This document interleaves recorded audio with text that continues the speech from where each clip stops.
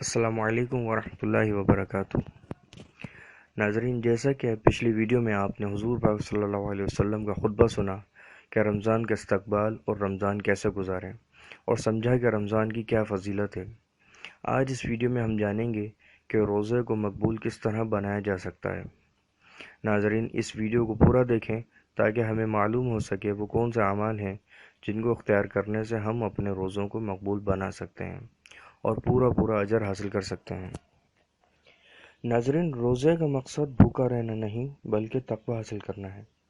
جیسا کہ قرآن پاک کی آیت ہے کہ تم پر روزے فرض کیے گئے جیسا کہ تم سے پہلے امتوں پر فرض کیے گئے تاکہ تم تقوی حاصل کرو۔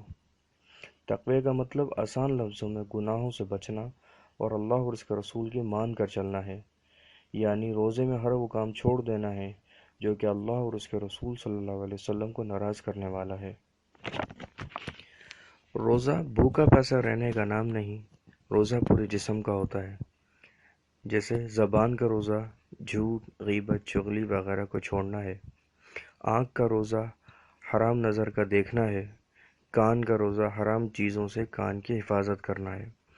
نیز اس طرح ہر چیز کا روزہ ہے کہ ہر حرام کام سے خود کو بچائے۔ اور ہاں، عبادات کو خوب دل لگا کر کرنے سے روزے کی قبولیت کے امکانات کو بڑھایا جا سکتا ہے۔ امید ہے اس ویڈیو کو صدقہ جاریہ کے طور پر آپ لوگ ضرور لائک اور شیئر کریں گے، اور مزید پرسرار پہلوؤں کے بارے میں جاننے کے لیے ہمارے چینل کو سبسکرائب کریں۔